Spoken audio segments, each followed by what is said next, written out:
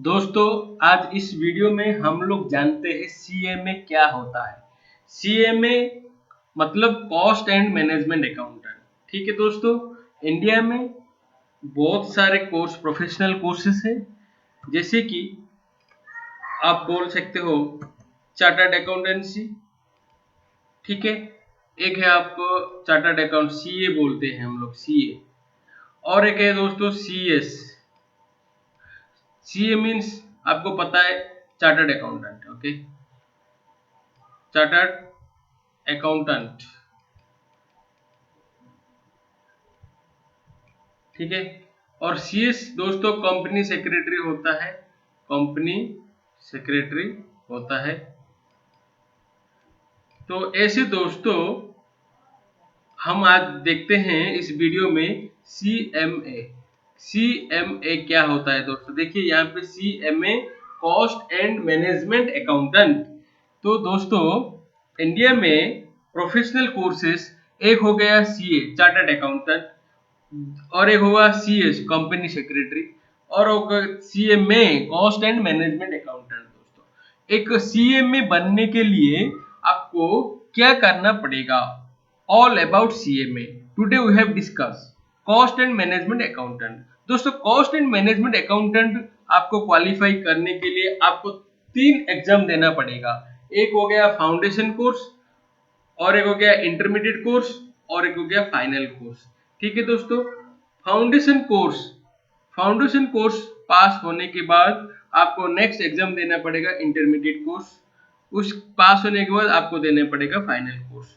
तो सीएमए क्या कैरियर क्या है? सीएमए के लिए कैरियर क्या है हम लोग आज देखते हैं। सीएमए में आप क्या कैरियर है?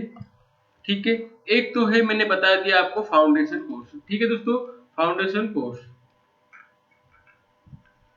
फाउंडेशन कोर्स, ये फाउंडेशन कोर्स क्या होता है दोस्तों? फाउंडेशन कोर्स, ठीक है, यहाँ आपको 400 मार्क के एग्जाम होगा। कितना मार्क होगा? 400 मार्क्स। ठीक है दोस्तों, 400 मार्क्स की आपको एग्जाम देना पड़ेगा। ठीक है, तो फाउंडेशन कोर्स के लिए आपको 400 मार्क के एग्जाम देना पड़ेगा। तो इसके लिए एंट्री के लिए क्या करना चाहिए आपको? ठीक है, ठीक है, तो देखिए एडमिशन टू फाउंडेशन कोर्स, मैंने यहाँ पे आपको दिखा रहा हूँ एडमिशन टू फाउंडेशन कोर्स। आपको फाउंडेशन कोर्स एडमिशन लेने के लिए students are eligible to seek admission to the foundation course after qualify class 10। आप 10th पास हो जाने के बाद आप फाउंडेशन कोर्स में एडमिशन ले सकते हो। Eligible for admission in foundation course, 10th पास होने के बाद आप एडमिशन ले सकते हो फाउंडेशन कोर्स। उसके बाद आपको क्या करना पड़ेगा? Pass class 12th exam. आप 12th एग्जाम पास होने के बाद eligible to appear for foundation course examination. आप देखिए institute of cost accountant of India. ठीक है दोस्तों, फिर से थोड़ा मैं आपको समझा रहा हूँ क्या होता है। देखिए मैंने पहले बताया कि प्रोफेशनल कोर्स इंडिया में 3 तरीके हैं। एक है चार्टर्ड अकाउंटेंट, राइट? ये है चार्टर्ड अकाउंटेंट। ये चार्टर्ड अकाउंटेंट क्या है? ICAI, institute of cost in, ये आईसीएआई मतलब institute of chartered accountant of India. और एक कोर्स है सीएस, ये है आईसीएसआई, ये है institute of company secretary of India. और एक प्रोफेशनल कोर्स है मैं जिसके बारे में आपको बता रहा हूँ, वो है सीएमए, ये है institute of cost accountant of India. ठीक है दोस्तों, 3 प्रोफेशनल कोर्स है। एक प्रोफेशनल कोर्स हो गया chartered accountant, that is known as institute of cost accountant of India. इस एग्जाम कंडक्ट करता है, सर्टिफिकेट भी आपको प्रोवाइड करता है। CS institute of company secretary of India, ये कंडक्ट करता है, सर्टिफिकेट प्रोवाइड करता है। और हो गया CMA institute of cost accountant of India, ये आपको एग्जाम कंडक्ट करता है और सर्टिफिकेट प्रोवाइड करता है। ठीक है दोस्तों, तो CMA ICAI institute of cost accountant of India ने एक प्लान डिजाइन किया है। अगर आपको फाउंडेशन कोर्स में एडमिशन लेना है, आप अगर 10th एग्जामिनेशन पास हो गए, आप एडमिशन ले सकते हो। एलिजिबल, देखिए यहाँ पे लिखा है eligible for admission in foundation course. उसके बाद आपको एग्जाम को एंट्री करने के लिए क्या करना पड़ेगा, एग्जाम को अपीयर करने के लिए आपको क्लास 12th एग्जामिनेशन पास होना पड़ेगा। Eligible to appear for foundation course examination, आपका फाउंडेशन कोर्स एग्जामिनेशन अपीयर करने के लिए आपको 12th पास होना चाहिए। और after qualifying the foundation examination eligible to get registered to the intermediate course. मैंने पहले बताया दोस्तों आपको कि आपको सीएमए बनने के लिए, सीएमए बनने के लिए, ठीक है, सीएमए बनने के लिए आपको 3 एग्जाम देना पड़ेगा। पहले से बता रहा हूं मैं, सीएमए बनने के लिए कितने एग्जाम देना पड़ेगा। एक हो गया आपका फाउंडेशन, क्या हो गया, एक हो गया फाउंडेशन,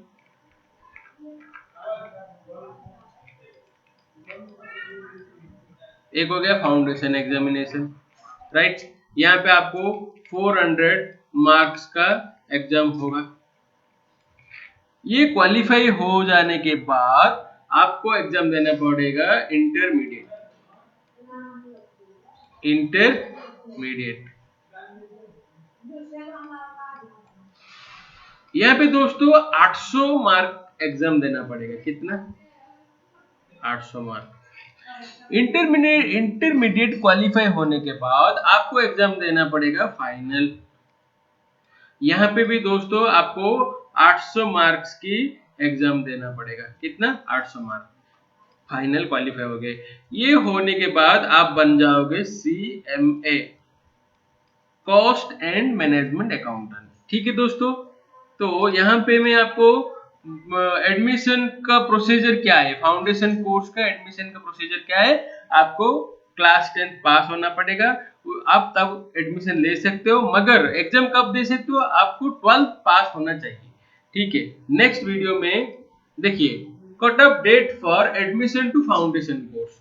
आपको अगर फाउंडेशन कोर्स को एडमिशन लेना है, जून इंस्टीट्यूट ने ICAI मतलब institute of cost accountant of India, institute ने साल में 2 बार एग्जाम कंडक्ट होता है, एक जून एक दिसंबर।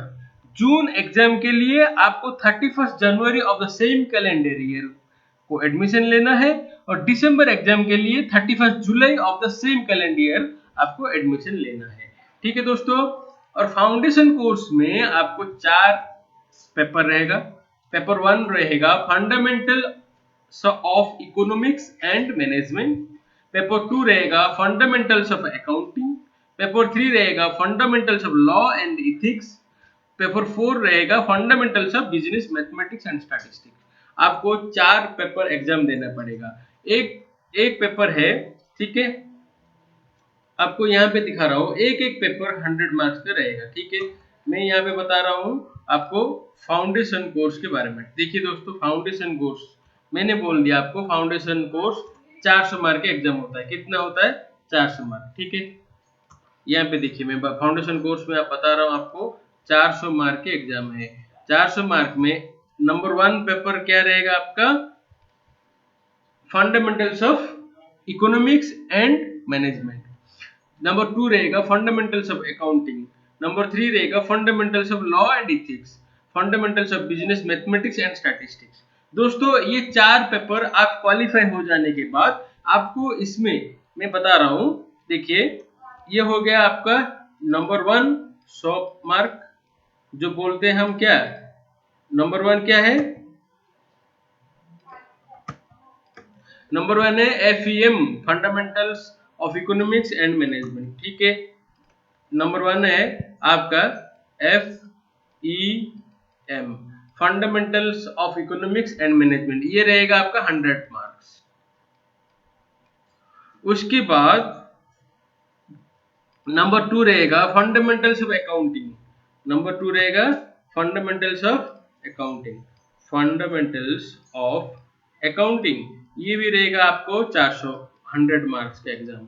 ठीक है दोस्तों, नंबर 3 रहेगा fundamentals of law and ethics, fundamentals of law and ethics, F fundamentals of law and ethics, ये रहेगा आपका 100 मार्क्स का एग्जाम। नंबर 4 रहेगा आपका fundamentals of business mathematics and statistics, fundamentals of fundamentals of business, mathematics and statistics.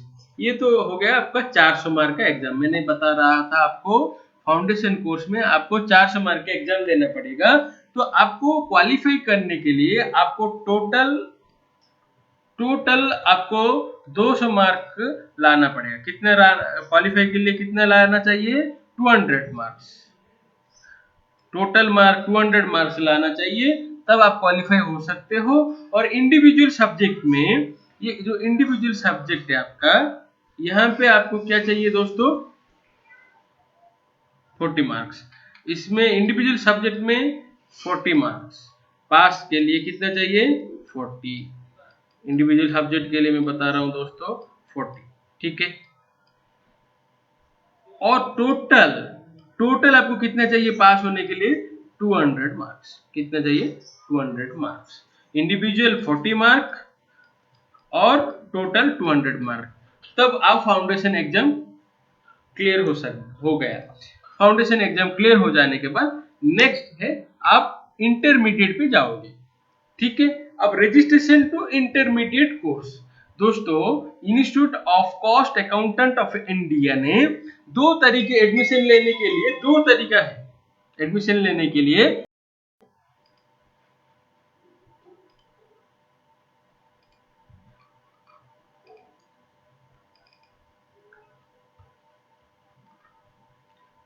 तो दोस्तों registration to intermediate course, ठीक है। अब देखते हैं रजिस्ट्रेशन टू इंटरमीडिएट कोर्स। मैंने इससे पहले मैंने बताया कि अगर आपको फाउंडेशन एग्जाम पास होने के बाद आपको क्या एग्जाम देना पड़ेगा? इंटरमीडिएट। ठीक है, इंटरमीडिएट। Intermediate, right. इंटरमीडिएट के लिए दोस्तों दो प्रोसेस है। एक फाउंडेशन कोर्स आपको क्वालिफाई करना पड़ेगा, नहीं तो आपको ग्रेजुएशन कंप्लीट करना पड़ेगा। ठीक है दोस्तों, मैंने इससे पहले आपको फाउंडेशन कोर्स के बारे में बताया था। फाउंडेशन कोर्स के लिए आपको 12th एग्जामिनेशन पास होना चाहिए। और इंटरमीडिएट के लिए दो है। एक तो आपको फाउंडेशन कोर्स क्वालिफाई करना पड़ेगा। अगर आप फाउंडेशन कोर्स क्वालिफाई नहीं करते हो तो आपको ग्रेजुएट होना चाहिए। अगर आप ग्रेजुएशन कंप्लीट किए हो तभी भी आप इंटरमीडिएट एडमिशन ले सकते हो। ठीक है। यहाँ पे देखिए रजिस्ट्रेशन टू इंटरमीडिएट कोर्स, एक क्वालिफाइड इन फाउंडेशन कोर्स।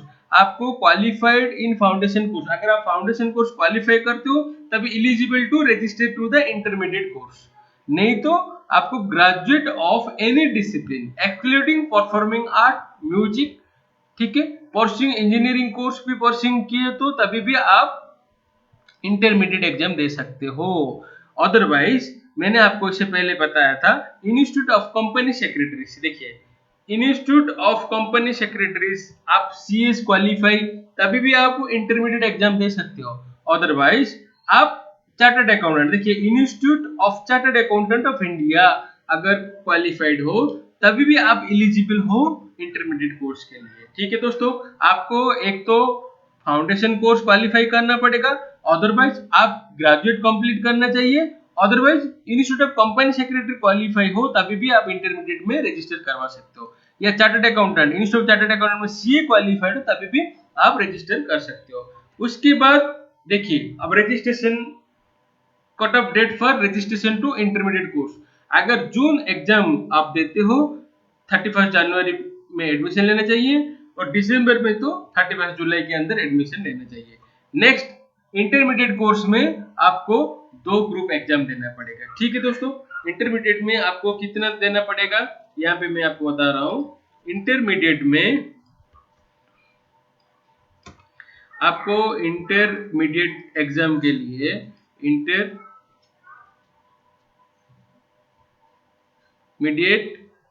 के लिए दोस्तों आपको दोनों ग्रुप एग्जाम देना पड़ेगा, एक ग्रुप 1 और एक ग्रुप 2। कितना दोस्तों? ग्रुप 1 और ग्रुप 2। ठीक है दोस्तों, ग्रुप 1 में आपको 400 मार्क एग्जाम्स होगा और ग्रुप 2 में आपको 400 मार्क एग्जाम होगा। ग्रुप 1 में 400 मार्क, ग्रुप 2 में 400 मार्क, टोटल आपका 200 मार्क्स का एग्जाम होगा। कितना होगा? Total 800 marks. टोटल 800 मार्क्स का आपको एग्जाम देना पड़ेगा। इंटरमीडिएट में आपको ग्रुप 1 और ग्रुप 2 दो एग्जाम देना पड़ेगा। ठीक है, इंटरमीडिएट में आपको दिखा रहा हूं, एक ग्रुप 1 और एक ग्रुप 2, दो एग्जाम देना पड़ेगा। तो ग्रुप 1 में आपको paper 5 financial accounting, paper 6 law and ethics, paper 7 direct taxation, paper 8 cost accounting. Group 2 में paper 9 operation management and strategic management, paper 10 cost and management accounting and financial management, paper 11 indirect taxation, paper 12 company accounts and audit. ठीक है दोस्तों, तो आपको दोनों group exam देना पड़ेगा। यहाँ पे कितना? दोनों ग्रुप। देखो मैं आपको यहाँ पे दिखा रहा हूँ, दोनों ग्रुप एग्जाम देना पड़ेगा। ठीक है, इंटरमीडिएट के लिए दोनों ग्रुप एग्जाम देना है। ठीक है, एक इंटरमीडिएट के लिए मैं यहाँ पे बता रहा हूँ, इंटरमीडिएट के लिए मैं बोल रहा हूँ आपको दोनों ग्रुप एग्जाम देना पड़ेगा। ठीक है, दोनों ग्रुप में मैंने बोल दिया, ग्रुप 1 आपको 400 मार्क एग्जाम देना पड़ेगा और ग्रुप 2 कितना मार्क देना पड़ेगा? 400 मार्क। टोटल कितना एग्जाम में? 800 मार्क्स, 800 मार्क आपको एग्जाम देना पड़ेगा। तो आपको क्वालिफाई करने के लिए, आपको दोस्तों 400 मार्क लाना चाहिए। कितना? क्वालिफाई के लिए कितना चाहिए दोस्तों? 400 मार्क। आपको 400 मार्क लाने से आप इंटरमीडिएट क्वालिफाई हो सकते हो। ठीक है दोस्तों, और पेपर कितना है आपको मैंने दिखाया, वो नंबर 1 2 3 4 5 6 7 8 8 पेपर है। ठीक है, यहाँ पे देख लीजिए, मैं आपको दिखा रहा हूँ कितना पेपर है। 1 2 3 4 5 6 7 8 8 पेपर है। 8 पेपर में आपको कितना मार्क एग्जाम देना पड़ेगा? 800 मार्क। उसमें कितना क्वालिफाई के लिए कितना मार्क लाना चाहिए? 400 मार्क। और पेपर कितना है दोस्तों? 8। तो इंडिविजुअल सब्जेक्ट में आपको कितना लाना चाहिए? 40। इंडिविजुअली आपको 40 मार्क लाना चाहिए क्वालिफाई करने के लिए, और टोटल में कितना लाना चाहिए? 400 मार्क। तब आप इंटरमीडिएट आपका क्लियर हो गया। इंटरमीडिएट क्लियर हो जाने के बाद आपको नेक्स्ट लेवल क्या होता है दोस्तों? इंटरमीडिएट क्लियर होने के बाद नेक्स्ट होता है एनरोलमेंट टू फाइनल कोर्स। ठीक है, मैंने तो प्रोसेस बताया था, आप अब देखिए प्रोसेस क्या है। प्रोसेस है, आपको एक हो गया फाउंडेशन कोर्स, एक हो गया फाउंडेशन कोर्स। फाउंडेशन कोर्स आप क्वालिफाई कर लिए। नेक्स्ट हो गया इंटरमीडिएट।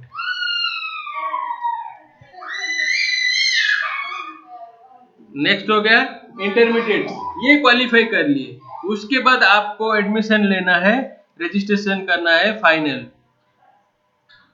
इसके बाद क्या है? फाइनल। ठीक है दोस्तों, अभी आपको enrolment to final course, final course को एनरोलमेंट करने के लिए आपको qualify in intermediate course examination both groups.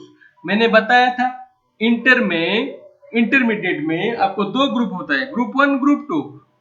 Both groups आपको क्वालिफाई करने के बाद आप eligible to enrolment in final course. तो फाइनल कोर्स में दोस्तों आपको जून एग्जाम के लिए 31 जनवरी के अंदर आपको एनरोलमेंट करना है, और दिसंबर एग्जाम के लिए 31 जुलाई के अंदर आपको एनरोलमेंट करना है। ठीक है दोस्तों, ये enrolment to final course. Final course में भी दो ग्रुप होता है दोस्तों, एक होता है ग्रुप 3 ग्रुप 4। ठीक है, यहाँ पे आपको वही ग्रुप 3 में 4 पेपर होता है, corporate law and compliance, strategic financial management, strategic cost management, decision making, direct tax loss and international taxation. Group 4 में corporate financial reporting, indirect tax law and practice, cost and management audit, strategic performance management and business valuation. ये आपको 8 paper होता है। Final course में 2 group होता है, group 3, group 4। ठीक है, यहाँ पे आपको कितना मार्क देना पड़ेगा दोस्तों मैं बता रहा हूँ। फाइनल एग्जाम में आपको कितना, देखिए दोस्तों यहाँ पे देखिए, फाइनल में 2 ग्रुप होता है, एक ग्रुप 3 और एक ग्रुप 4। ठीक है, कितना है दोस्तों, 2 ग्रुप है, 3, 4। यहाँ पे आपको 400 मार्क एग्जाम देना पड़ेगा, कितना, 400।